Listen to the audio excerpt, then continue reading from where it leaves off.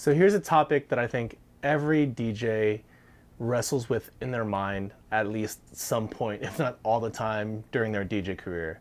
And that's how to properly organize music.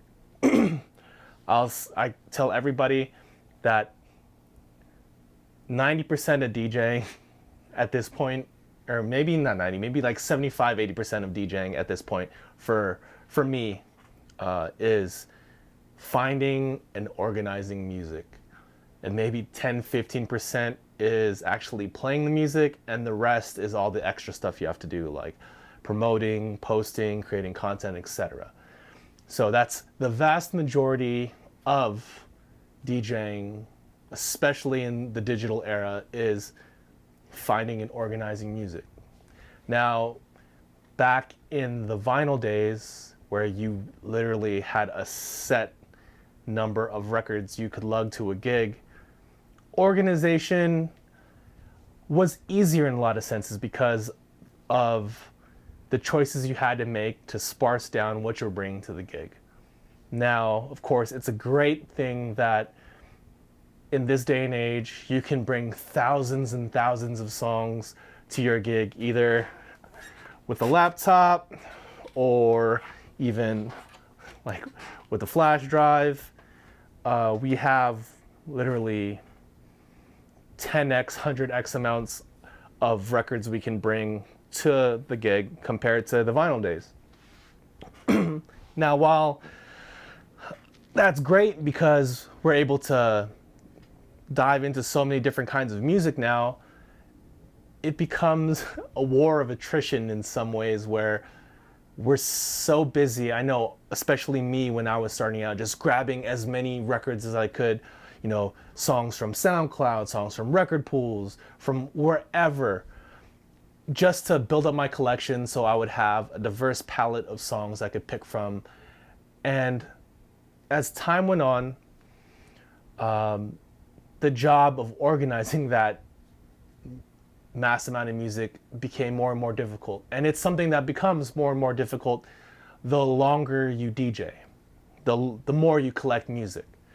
I'll say that luckily in the first few years of DJing, or actually playing out, I learned about smart playlists, and that was the main way that I organized my music.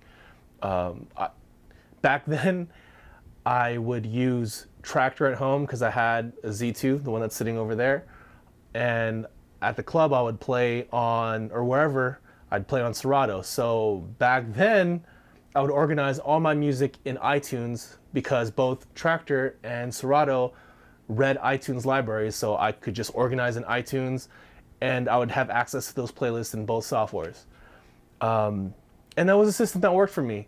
The iTunes smart playlists were pretty advanced.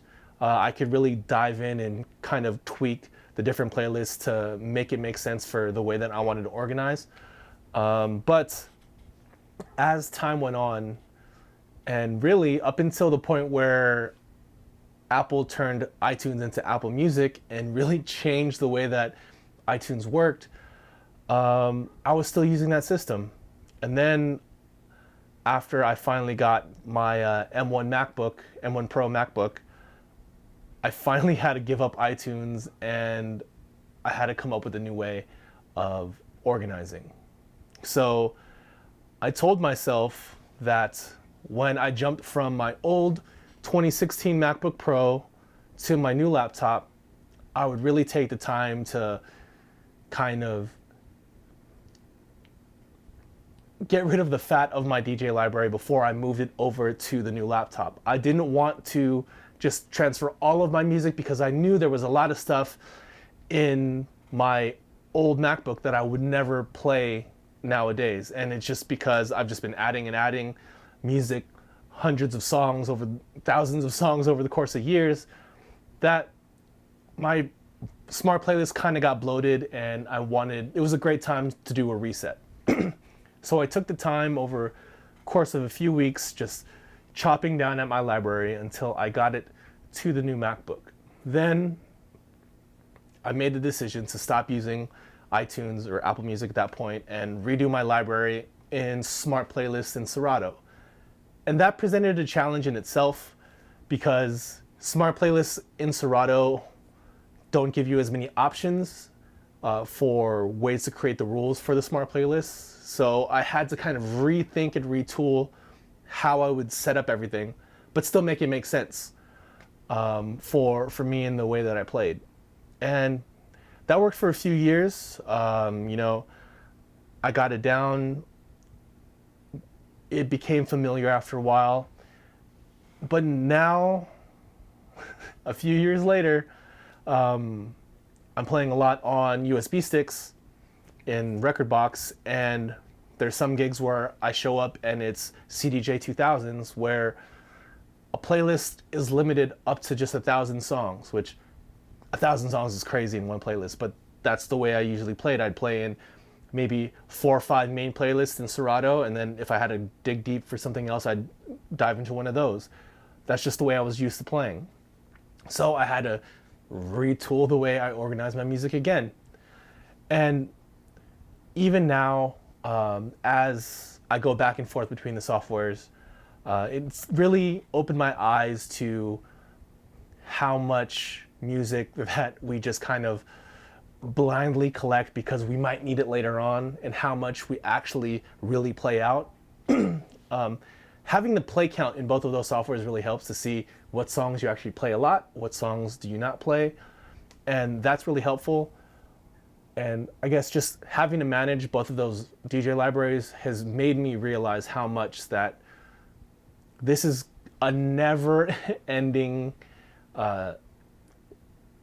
thing that we'll have to work on as DJs. Is even though you come up with a system, things might change, or a lot of times you start playing in a new venue, or you know, pivot into another type of music, and you have to kind of rethink how you organize your library. And it's a challenge that I welcome.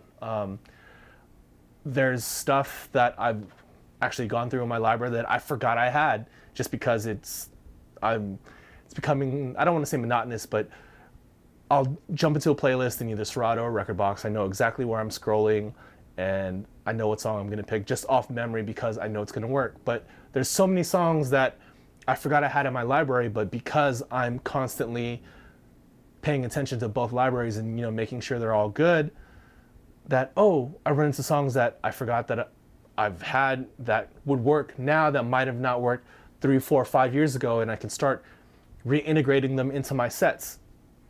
And I think it's a good thing to just say straight up, like,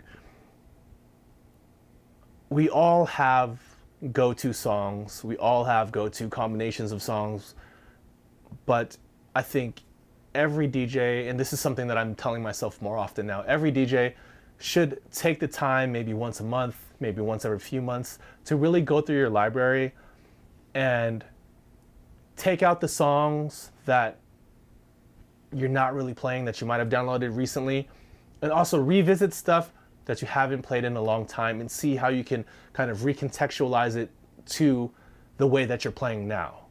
I know one thing that having the last few years with Serato stems since the beta, or maybe it's a year, I don't remember at this point, but having stems and it becoming such an integral part of my workflow changed the way that I thought about DJing, changed the way that I thought about how I could transition from song to song.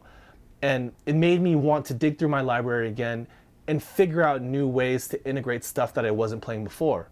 And just like that change, moving to playing on sticks instead of Serato made me have to rethink things again, because I got so used to leaning on stems and using it as a feature and as like an integral part of how I played songs, that now that I didn't have it, I had to think of how to go back, not necessarily go back, but how to play the sets that I wanted to play, but in a different way because I don't have access to those tools.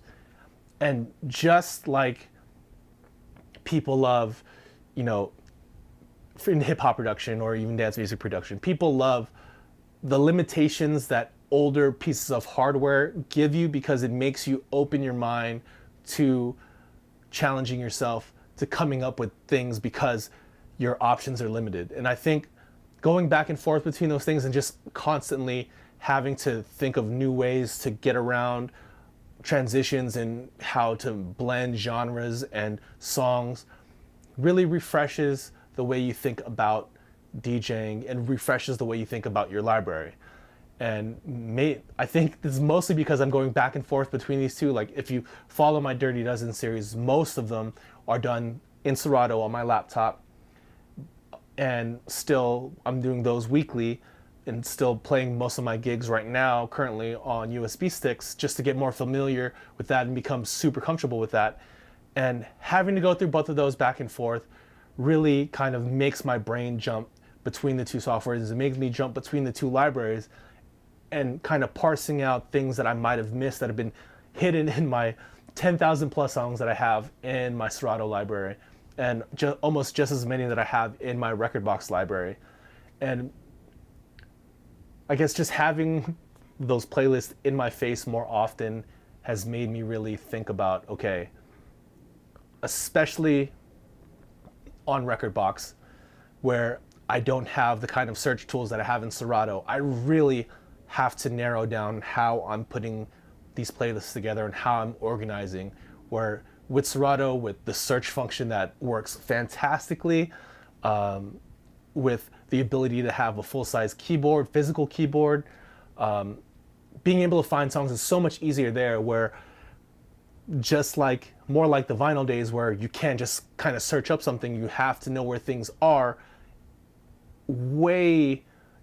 being way more in tune with knowing where things are in your library on a USB stick compared to Serato. It made me kind of really think about what are the songs that I really need, where's the fluff that I can get rid of just to make my life easier but still perform the way that I want to perform while playing.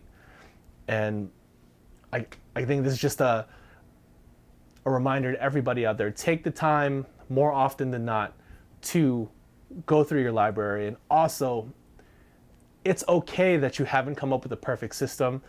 There really is no perfect system to organizing music, and embrace the fact that this is something that you're gonna do continuously throughout your entire DJ career. And I think the sooner you come to terms with that, the better you'll have a grasp on your library and how to attack it and make it work for you at that moment, which is most important. All right, well, that's all I got for you guys today. Of course, if you like this video, please be sure to give it a like. And if you're interested in more DJ related content, be sure to click on one of the videos right here. And I'll catch you guys in the next one.